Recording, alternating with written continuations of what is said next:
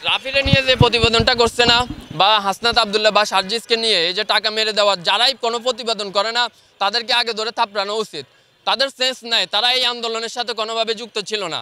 যে কেউ ব্যক্তি, যে কেউ হুএভার এই আন্দোলনের সাথে যুক্ত ছিল, সে কখনো এরকম নন রেসপন্সিবল এরকম একটা প্রতিবেদন করতেই পারে না কাউকে জনগণের সামনে খারাপ করার জন্য।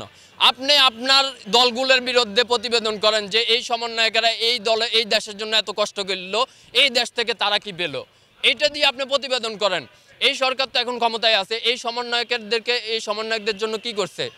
তাদেরকে 50,000 টাকা দিছে, তাদেরকে বোনাস দিছে? দে নাই তো। আরে ভাই, 1971 সালে যুদ্ধ যারা করছে তাদের নাতিপুতি, তাদের 14 গোষ্ঠীরে তো আপনারা কোটা দিয়ে পুরাই ফেলাইছেন। যারা এখানে গুলির সামনে দাঁড়াইলো তাদের জন্য আপনারা কি করছেন? 50 কোটি টাকা দিচ্ছেন আলাদাভাবে, একটা ফাউন্ডেশন করছেন, জুলাই ফাউন্ডেশন, সেটা কাদের জন্য? শহীদদের জন্য। কিন্তু যারা দেশটাকে বাঁচাই দিল তাদের জন্য আপনারা কি করছেন? তাদের নেতৃত্বেই তো এরা শহীদ হয়েছে, তাই না? তো এদের বিরুদ্ধে এই যে আজকে কথাগুলো উঠতেছে যে 50 কোটি টাকা মেরে দিছে, 32 কোটি টাকা মেরে দিছে, কেন ভাই কথা উঠবে কেন?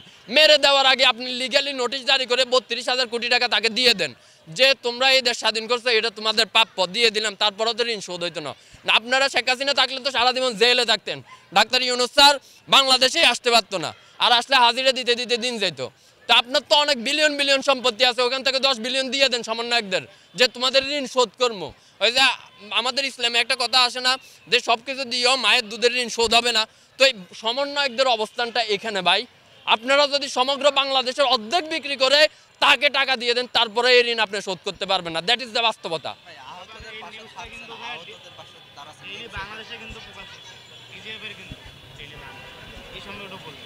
বুঝি নাই।